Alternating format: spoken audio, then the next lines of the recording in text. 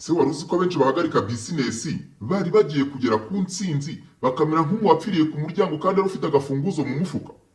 Umaze igihe ukora cano yawe ariko ntizamuka.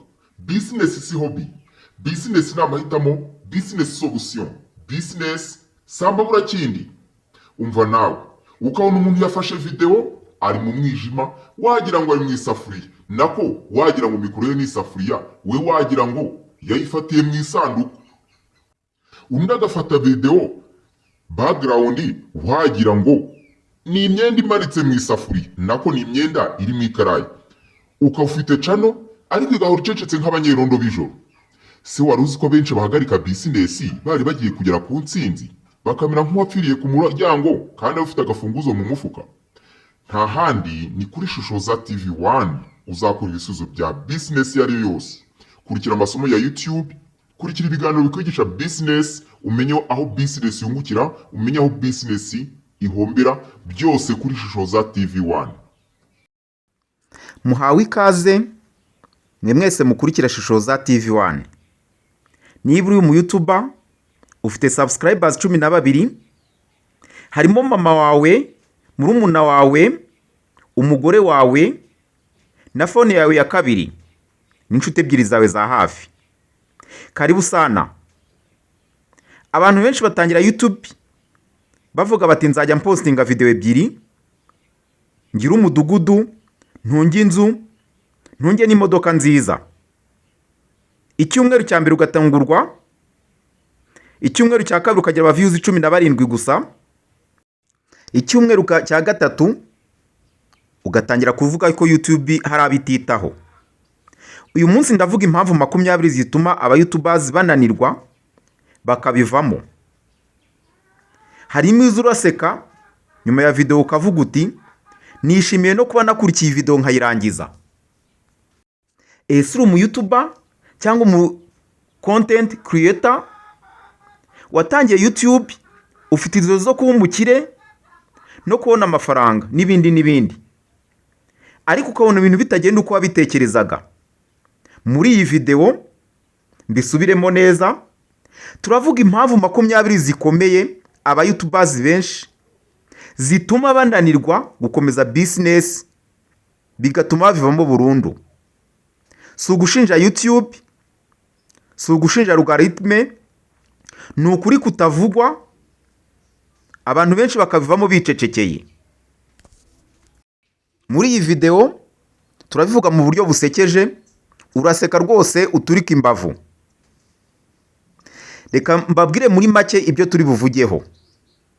Impamvu YouTube creators batangira YouTube nta ntego. Impamvu benshi bashaka amafaranga vuba bagacika intege. Impamvu AdSense yonyine itakugira umuherwe. Uko kwigereranya no kubura discipline byica channel yawe. Impamvu algoritme itarwanya umuntu ahubwo ikurikira data ze. Ba creators benshi bahagarika business bari bageze igihe cyo gutsinda. Iyi video niyo umuntu wese watangiye YouTube vuba, niyo umuntu kandi umaze igihe tangiye YouTube channel ariko akabona YouTube idakura. Niyo umuntu ushaka gufata YouTube nka business nyayo. Umuntu wese ushaka gutangira business, iyi video iramufasha. Niba iyi video iri gushimishe, ntiwibagirwe kuza gukora like, share na subscribe kugira ngo amasomo ya hano yigisha business n'ibiganiro byiza ajya kugeraho ku gihe. Reka dutangire. Aba YouTubers benshi, ingingo ya mbere twavuga ituma babivamo cyangwa bakatsindwa ntibagere ku ntsinzi. Ingingo ya mbere nuko batangira YouTube nta ntego bafite. Wumvise neza kandi unyumve neza. Batangira YouTube nta ntego. Gutangira YouTube uvuga uti ndavanga, ni nko gushaka kurongora uvuga uti ndashyingirwa ndebe. Fata icyemezo ugifashe, za wiyembeje. Channel yawe ugenda nk'imodoka idafite GPS, ujya hose ariko ntaho ugera. Gukora kuri YouTube bisaba kwiyemeza. Icya kabiri, bashaka amafaranga vuba. bashaka gukira vuba, bashaka guhita bagera ku ntego nk'abamaze imyaka 20 bakora. Hari ushyiraho video 3 gusa agatangira avuga ati none se AdSense zampemba ryari, ni kuyihe tariki? Bro, YouTube nta mushahara w'ukwezi igira. Creator nta mubosi uzamuhamagara amubaza impamvu yabonye views 45 gusa. Byose biri mu biganza bye, biri mu biganza byawe. Ni wowe ufite intsinzi, ni wowe ufite no gutsindwa. Reka turebere hamwe icya gatatu. Bakora content badakunda. Iyo ukora content wanga, ubikora ubabara mu mutima. Mu mezi 2 video ziba zimeze nk'akazi k'igitsure. Niba ugiye gukora kuri YouTube, kora content ukunda kandi wumva zikurimo wizeye neza. Iyo utangiye gukora akazi ugafata nk'igitsure, iyo ubonye kamera imbere yawe urira nk'agahinja, ukarira nk'umugabo wari ibiryo by'umwana. Kora content ukunda. 4, nta discipline bafite mu kazi. Urapostinga uyu munsi ukabura amezi 2 yikurikiranya. Iyo logarithm ya YouTube kurebye yibaza niba uri muzima mu mutwe. Iyo ugarutse iravuga iti nabonye undi. Ba wigiyeyo igakanda next creator. Ibyo bizatuma udindira kubera ko nta gahunda ufite mu kazi kawe. Niba ushaka kuba YouTube creator, gira gahunda, wa uploading bihoraho, wigenda ukwezi ngo ugaruke ukore kumwe, ugaruke ukora 3, wongere ugende ukwezi, bityo. Fata icyemezo ugifashe. Bumva critique nabi. Iyi ni impamvu ya 5. Comment imwe iti iyi video ni mbi, igahita ikubuza gutora kamera iminsi 30 yose. Bro, utihanganira comment ntuzihanganira fam. Fam mfite comment ziremereye nk'imisoro ya Roveni. Mu by'ukuri comment niyo zagutuka gute, ugomba gukomeza akazi, ugomba gukomeza intego yawe. Icya 6, ntibiga business ya YouTube. Abenshi bazi gufungura kamera no kuvuga muraho, ariko ntibazi uko bagurisha, uko bubaka brand. Brand ni ikintu gikomeye cyane. Iyo ukora utyo umeze nk'uwafunguye butike ariko atazi kugarurira abakiriya, ntazi shanje icyo ari cyo. Cya 7, biringira AdSense gusa. AdSense ni nka bonus bosi aguha mu kazi ati fata gafanta. Abantu benshi batangira YouTube bazi ko bazahembwa na Google AdSense gusa. Iri ni ikosa rikomeye. Nta mushahara YouTube igira. Uwabishingiyeho aracyashaka amafaranga y'ubukode bw'inzu. Abenshi batangira YouTube batekereza bati nimara kubona monetization nzajya mbona amafaranga ahagije. Icyo ni ukwibeshya gukomeye. AdSense ni kamwe mu nzira zo kubona amafaranga, siyo business nyayo ya YouTube. Iki kiganiro nzakigarukaho. Kuki AdSense tagutangira byose, kuki taguhemba byose nk'uko ubyifuza?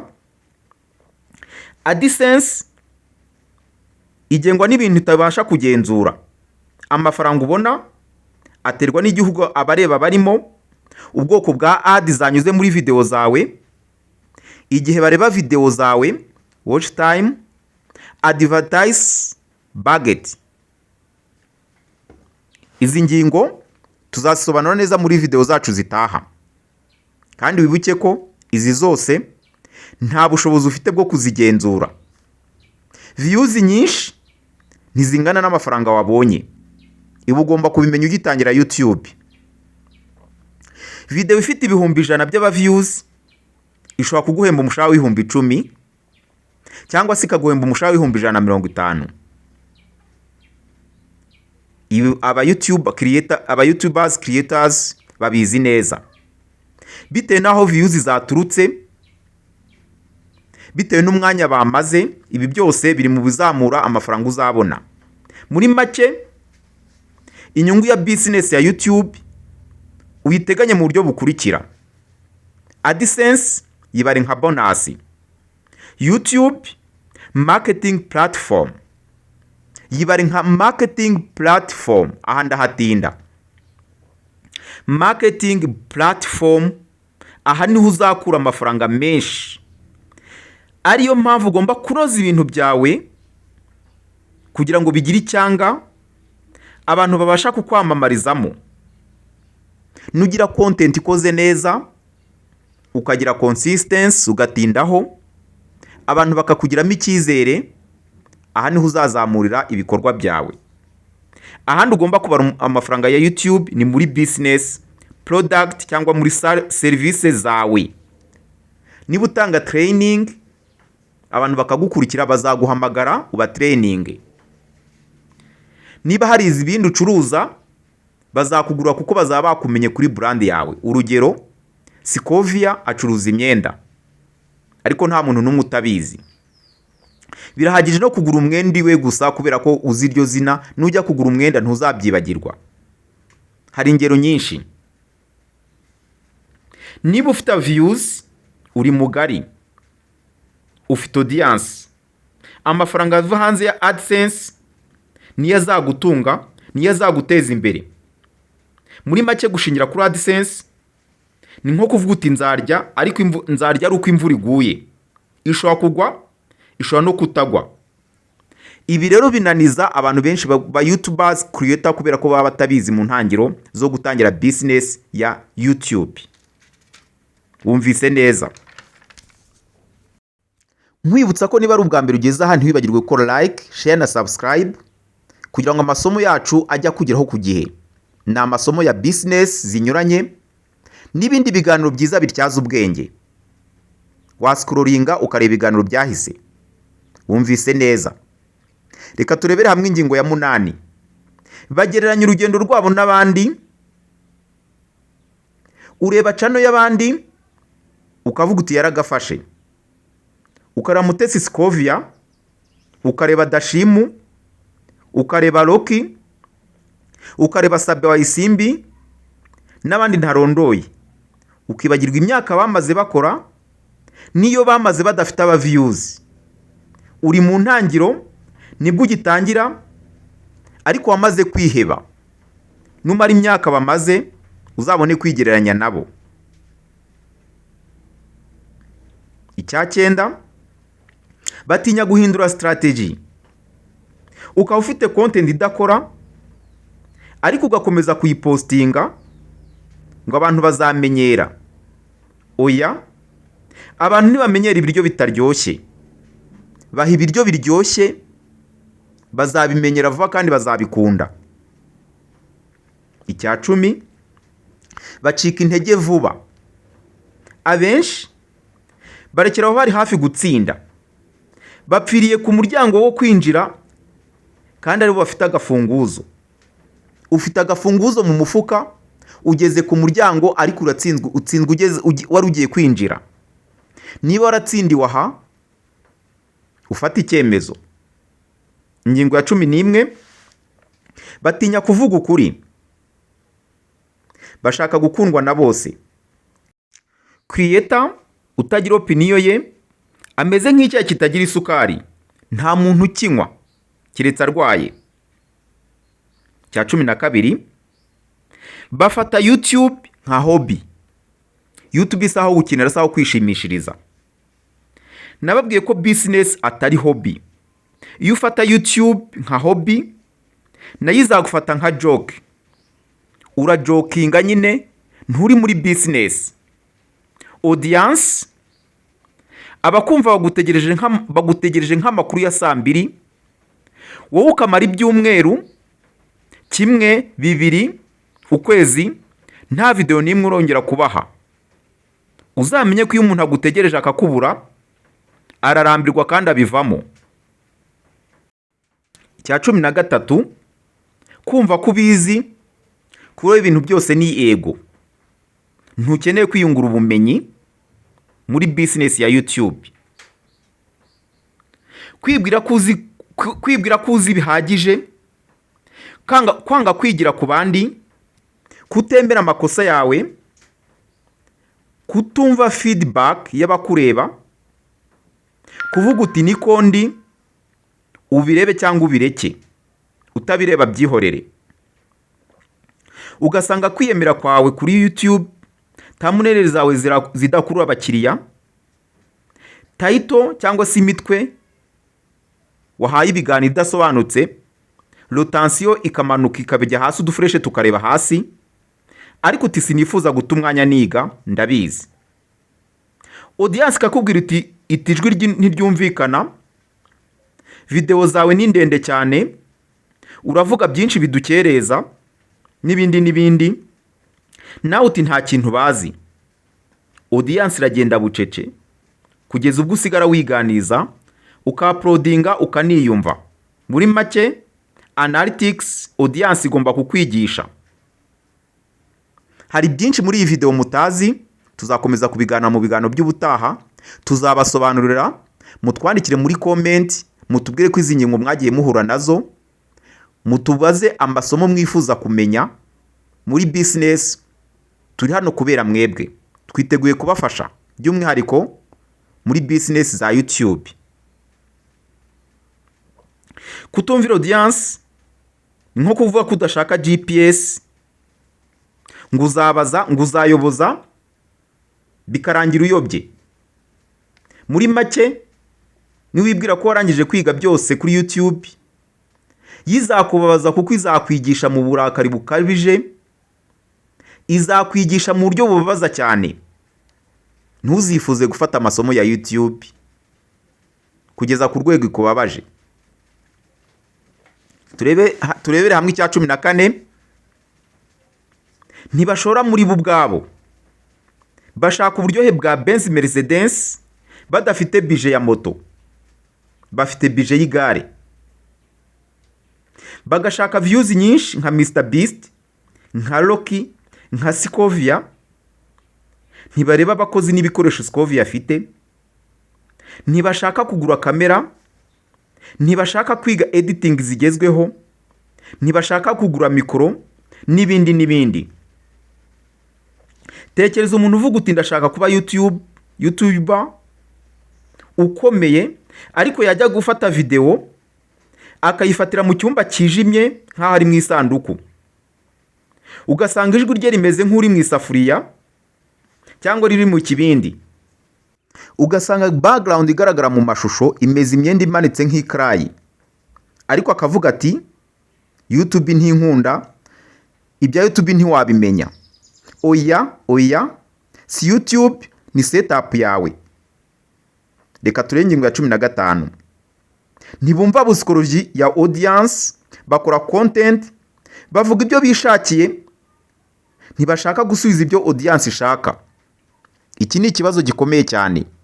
Menya content yawe, menya audience yawe aho iherereye, ibyo ikunda, ugendeye kuri analytics za YouTube, aba ari byo bahata.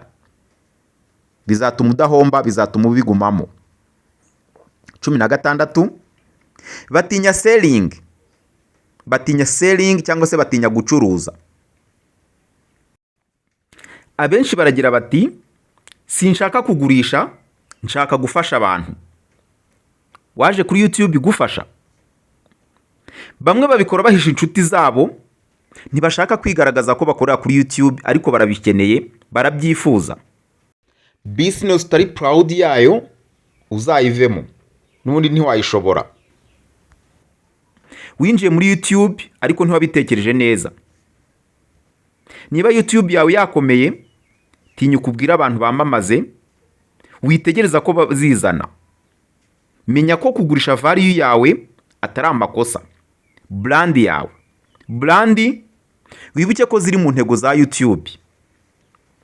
Kutigurisha kuri YouTube ni nka muganga uvuga uti nzavura abantu ariko sinzakira amafaranga yabo. Nubikora utyo, mu mezi make nawe uraba urwaye, uzakenera docteur. Nta mafaranga uzamuha, kudakoresha brand ni nko kugira inka ntuyikame. Va mu bujiji. Ingingo ya 17 ituma abantu batsindwa na YouTube, silent phase cyangwa se silent phase. Iyi yica bibi cyane. Ni igihe umuntu ageramo agitangira YouTube, aho usanga abantu bataramumenya. Ukora video nziza n'imbaraga nyinshi, ukabona views 20. Watakaje umwanya, watakaje byinshi, ariko nta na views urimo kubona kandi byose wabishyizemo. Ibi byo bifata nk'ibisanzwe, ni fazi baho kuri YouTube, ukagira ngo uri kuvugira mu cyumba cy'abasinziriye, kuko niho uvuga wenyine ntusubizwe. Byose wabikoze neza, ariko nta muntu ugushimira, nta ugutuka, nta uguseka, nta muntu n'umwe uzi ko wakoze video. Ugatangira guhagarara gupostinga. Iyo ubikoze utya, logarithm ya YouTube na iti next creator ifata ukurikiyeho udahari ntimubara. Intsinzi yawe yari imbere gato, wahagaze utahageze, waburaga amasegonda ngo ugere ku ntsinzi, ariko wabivuyemo. Ukuri kutavugwa, silent phase si igihano, ni test YouTube ibireba ibigupima. Ese uzakomeza? Niyo nta muntu uzakureba, uzakomeza ugerageze cyangwa uzabivamo? Uwihangana ni uhembwa. Umutsinzi aragira ati naravuze nkiri njyenyine, none ubu baranyumva. Abandi bazagira bati wagize amahirwe. Iyo utaza gutsinda silent phase, ntuba warakomeje. Silent phase ni icyiciro kibi cyane, aho utabona comment, nta like, muri make video zawe ubugira ngo bazanze kandi atari ukuzanga. Ni icyiciro ugomba kunyuramo wabishaka utabishaka, nta n'amahitamo ufite. Iki cyiciro nikikugeraho uzaba ubyiteguye mbere yo gutangira. Tugirebe icya 18. Bashinja algorithm ya YouTube. Algorithm iranyanga? Oya. Algorithm iravuga iti abantu ntibareba video yawe icyo gusa. Algorithm ya YouTube igendera ku byo wakoze, ikakwereka raporo, byaba bigenda neza ikagufasha kubizamura. Algorithm iri jambo nabyo tuzarisobanura neza muri video zitaha. Icya 19. Nta vision ndende. Nta vision ndende aba bose babigira bafite. Batekereza views z'uyu munsi, ntibatekereza brand y'imyaka 5, 10. Ugomba kumenya ko YouTube si loto, si umukino w'amahirwe. Uraplanifia, ureba imbere hazaza. Icya 20 nacyo cya nyuma, bapima success nabi. Bapima aho bumva bazaba bageze ku ntsinzi, babibara nabi. Subscribers 100,000 bagusimbuka, bareba video zawe ntibazikurikire. Barutwa n'abasubscribers 1,000 bahoraho, bakumva, bakwitaho. Abantu benshi hanga bakunda kwibeshya, bumva ko kuba ufite channel ifite subscribers nyinshi cyane ari byo bingana n'umushahara. Bake bagukurikira baruta benshi batagukurikira. Bake bagukurikira baruta benshi batakwitaho. Niyo mpamvu ntukagure views, ugire ko abakeneye ibyawe abari bo bakandaho. Byumvikane neza. Subscribers ntibahemba, like ntizigura isukari, nta mafaranga zitanga. Views ntiziguha umutekano w'ejo. Iriya mibare ni intsinzi, iriya mibare si intsinzi, ni sinyale, ni ikimenyetso cyerekana uko channel yawe igenda izamuka inamanuka. Umunyakibara wa YouTube si ufite subscribers nyinshi, ahubwo n'ufite icyizere, n'ufitiwe icyizere n'abamukurikira. Audience kwizera igura ibyo uvuga, yumva inama zawe, igusaba gufasha. Aho niho business ivukira. Gupima success n'abasubscribe gusa ni nko kwirata ngo ufite telefone nshya ariko nta simukadi, nta mayinite, nta na batiri irimo. Iragaragara neza ariko ntikora. Nta kirimo kukumarira muri uwo mwanya. Abatsinzi kuri YouTube ntibabaza bati mfite subscribers bangahe, bangana iki, ahubwo babaza bati mfite abantu bangana iki banyitaho, banyemera, banyizera. Ni bangahe bafata action kubera content yanjye. Action ni wa mwanya umuntu amaze kureba ikiganiro cyawe agakora like, agakora share, agakora subscribe kubera ko yanyuzwe. YouTubers ufite ibihumbi 100 by'abasubscribers batamwizera, batamwitaho, batamukurikira, basimbuka video ze, ameze nk'ufite abantu ibihumbi 100 mu bukwe ariko nta numwe wazanye impano. Baje kureba gusa ariko ntibaje kumufasha, ntawe umwitayeho. Muri make ikibazo si YouTube, si phone, ikibazo ni mindset. Ariko ushobora kubihindura. Reka nsubiremo inkuru nziza. Ushobora guhindura ibi byose ufite agafunguzo mu ntoki. Niba wageze ku musozo w'iyi video, bivuze ko data zitagushiranye, ufite mega. Ntibaguhamagaye ngo ujye kurya, ntiwasimbutse iyi video ngo ujye mu zindi, wicaye rwose urayirangiza. Bivuze ko uri serious, uzi ibyo urimo. Niba uri umutangizi, niba warahagarariye muri silent phase, niba ushaka gufungura channel, menya ko ari urugendo kandi kuba uri muzima. Ibyo abandi bashoboye siwe bizananira. Uzabishobora, urabishoboye. Kanda like, ukore share, usangize inshuti zawe amasomo kugira ngo duhorane mu biganiro. Muri make nta handi uzasanga amasomo meza nko kuri Shishoza TV1. Komeza udukurikire, twiteguye kugufasha. Twandikire, tugira inama, ntibagirwe gushyiramo icyakugonze, icyakubereye imbogamizi kugira ngo udatangira YouTube cyangwa se kugira ngo uhagarike channel yawe. Mwakoze cyane, naho mu biganiro byacu by'ubutaha. Bye bye.